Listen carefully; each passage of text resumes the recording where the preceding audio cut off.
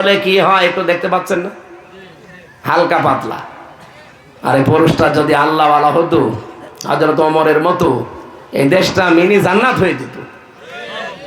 উন্নতি তো হইতো, ওই মিনি জান্নাত হয়ে যেত।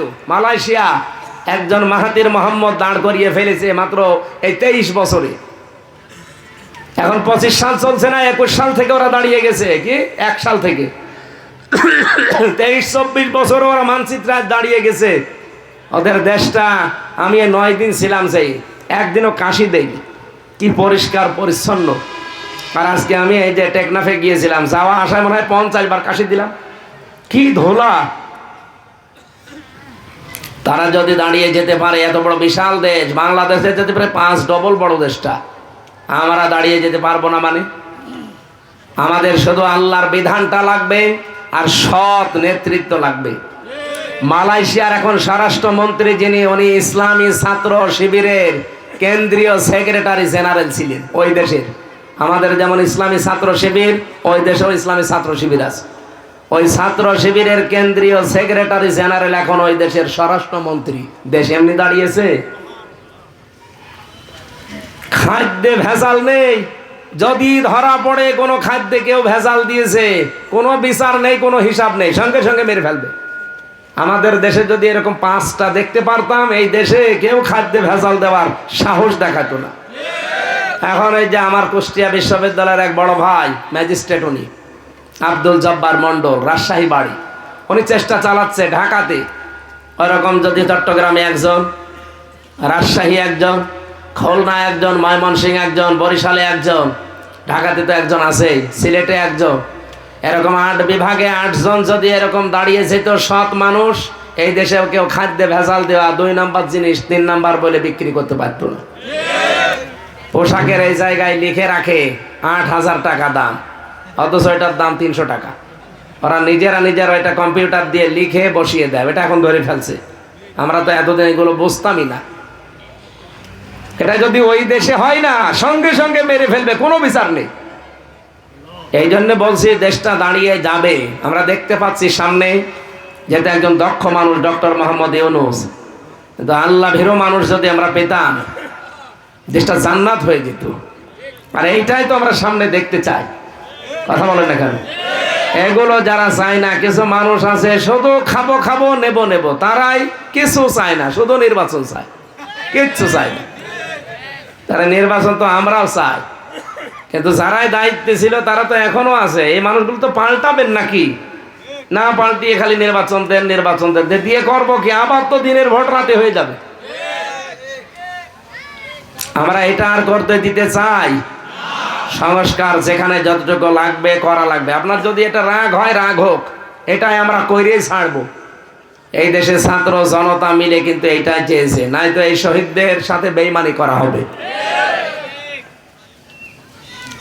তরিনা ফরজ 116 জন আলেমের নামে মামলা করেছিল তালিকা করে, তার ভিতরে আমি ছিলাম 70 নম্বরে।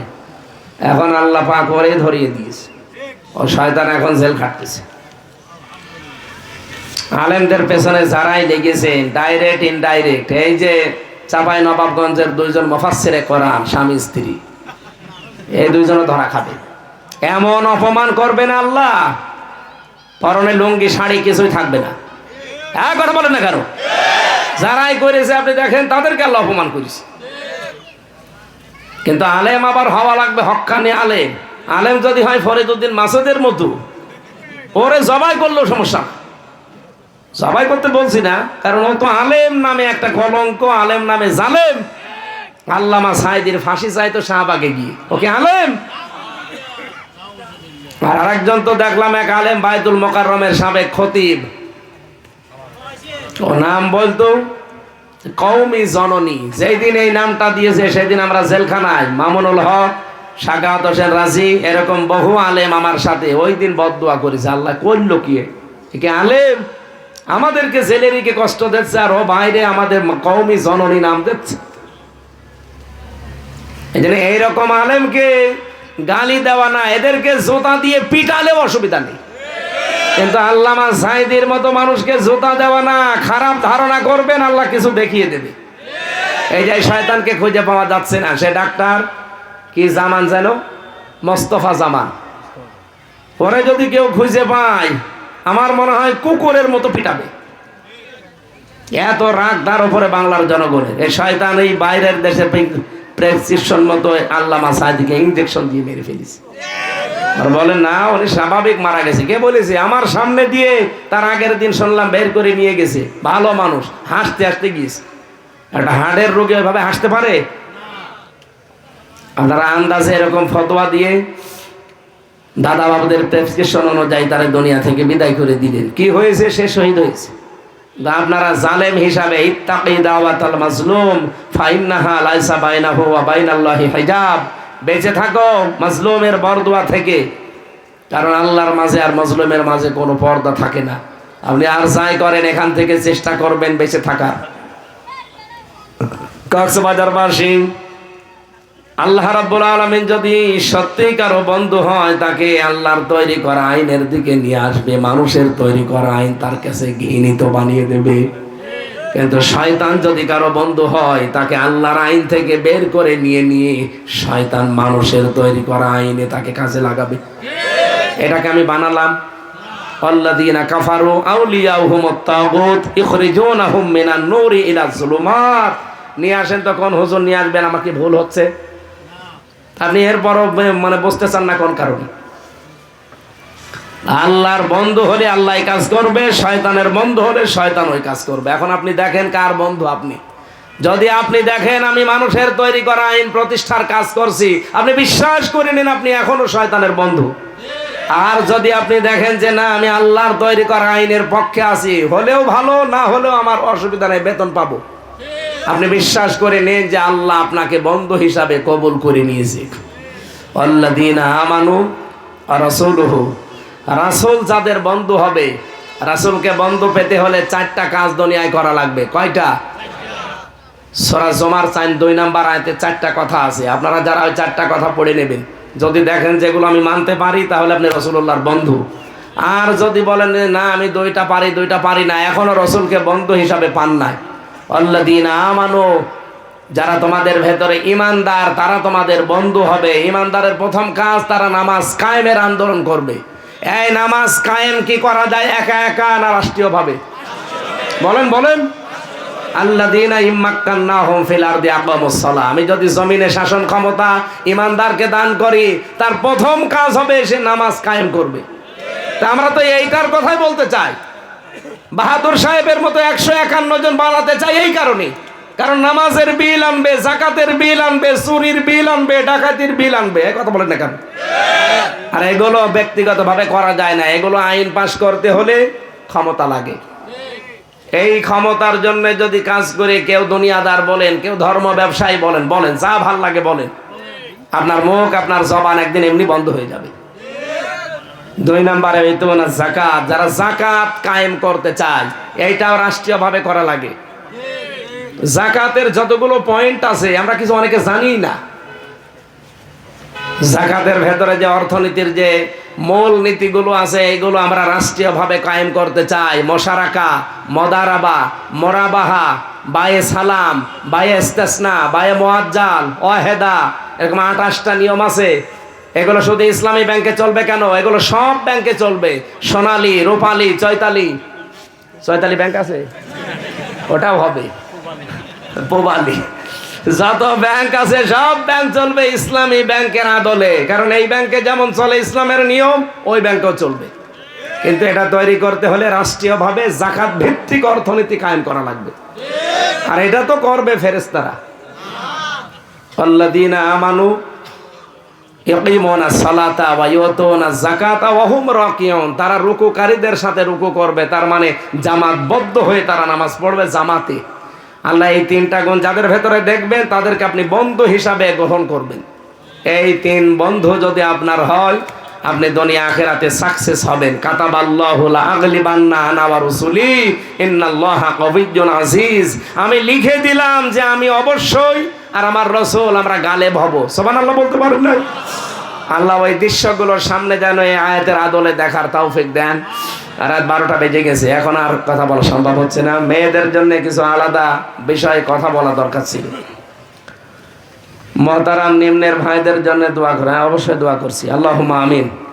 লা ইলাহা ইল্লা আনতা সুবহানাক ইন্নী কুনতু মিনাজ জালিমিন।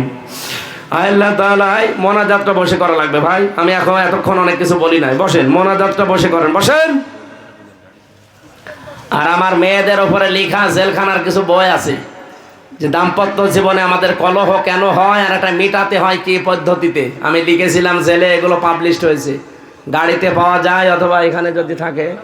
আপনাদের মেয়েদের জন্য, নিজের বউর জন্য, মায়ের জন্য নিয়ে পড়াবেন। 120 পৃষ্ঠা লিখেছি, অবশ্যই কাজে লাগবে, অনেক তথ্য দেওয়া আছে। লা হাওলা ওয়ালা কুওয়াতা ইল্লা বিল্লাহিল আলিয়্যিল আযীম। রব্বানা আতিনা ফিদ দুনিয়া হাসানা ওয়া ফিল আখিরাতি হাসানা ওয়া কিনা আযাবান নার ওয়া আদখিলনাল জান্নাতা মা'আল আবরার ইয়া আজিজ ইয়া গফফার ইয়া রাব্বাল আলামিন। আল্লাহ তাআলা কক্সবাজার রামু চা বাগানে এলাকার দিকে তাকাও। এই গভীর রজনী, রাত 12টা বাজে এখন। তোমার অনেক বান্দা বান্দি মিলিয়ে আমরা কোরআনের কিছু কথা শুনেছি। এই কথাগুলো আমাদের প্র্যাকটিক্যাল লাইফে তুমি সেট করে দাও। সওয়াব যদি দিয়েই থাকো, নবীজির রওজায় পৌঁছিয়ে দাও। তামাম দুনিয়ার মাটির নিচে যারা ঈমান নিয়ে ঘুমিয়ে আছে, এদের মাফ করে দাও। আল্লাহ, ফিলিস্তিনের এই মুসলমানদের জন্য তুমি হামে ও নাসির হয়ে যাও। ইসরায়েলকে পৃথিবীর মানচিত্র থেকে তুমি গায়েব করে দাও। আল্লাহ, তুমি তো আমাদের ওই আল্লাহ, যিনি রহমান, যিনি রহিম, যিনি আবার জাব্বার, যিনি কাহার। শুধু তোমার রহমান আর রহিম নাম না, আমরা জাব্বার এবং কাহার নাম দেখতে চাই। পৃথিবীর এই নিকৃষ্ট জাতি ইহুদিদের হাত থেকে বিশ্বের মুসলমানদেরকে বাঁচাও। আল্লাহ, এদেরকে তুমি দুনিয়ার জমিন থেকে হালাক করে দাও। কত শিশু কাঁদতেছি আর বলছে, আল্লাহ তুমি আমাকে দুনিয়া থেকে নিয়ে যাও, আমি শুনেছি নাকি জান্নাতে খাবারের কোনো অভাব নেই। গতকালকে দেখলাম এক বাবা, তার সন্তান মস্তক হারিয়ে গেছে, মাথা বিহীন, সন্তানের বুকে হাত দিয়ে আরশের দিকে তুলে ধরেছে। আল্লাহ তাআলা, এই মানুষগুলোকে শাহাদাতের সর্বোচ্চ মাকাম দাও। আমরা অনেকে অসুস্থ আছি, আমাদেরকে শেফায়ে কামেলা আজেলা দাও। বিশেষ করে মা বোনেরা পর্দার আড়ালে যারা বসে আছে, এদেরকে খাদিজার মতো, আয়েশার মতো বানিয়ে দাও। আল্লাহ, এই মাহফিলের আয়োজন যারা করেছে, বিশেষ করে যারা দোয়া চেয়েছে, চা বাগানের ব্যবসায়ী যারা, এরা যেভাবে কষ্ট করে, আমার এই আমিন ভাই সহ যত মানুষ এই মাহফিলের জন্য মন থেকে কষ্ট করেছে, সবার অভাব দূর করে দাও।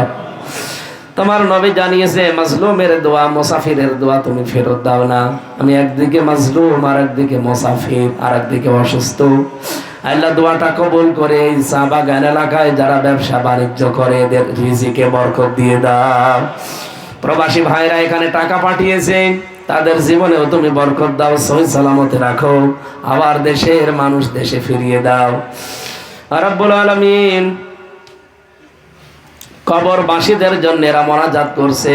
যত মানুষ এলাকায় বিভিন্ন কবরে আছে, কবরগুলো জান্নাতুল ফেরদাউস বানাও। মাহফিলের সহযোগিতা আছে, যেইভাবে করেছে ছোট্ট আয়োজনে, প্রত্যেককে তার পারিশ্রমিক দুনিয়া আখিরাতে দিয়ে দাও। যত সদস্য ভাইরা কাজ করছে বিভিন্ন সেক্টরে বুকে ব্যাস লাগিয়ে, এই সদস্য স্বেচ্ছাসেবক ভাইদেরকে ওমরের মতো বানিয়ে দাও। আল্লাহ তাআলা, কখন কার কাছে মরণ চলে আসে আমরা কেউ জানি না। মরণের আগে অন্তত চোখে দেখতে চাই কোরআন দিয়ে বাংলাদেশ চলছে। বারাকাল্লাহু লানা ওয়া লাকুম ফিল কোরআনিল আযীম। মরণ যখনই আসবে, এই জবানে একবার হলেও জারি করে দিও, লা ইলাহা ইল্লাল্লাহু মুহাম্মাদুর রাসূলুল্লাহ। আসসালামু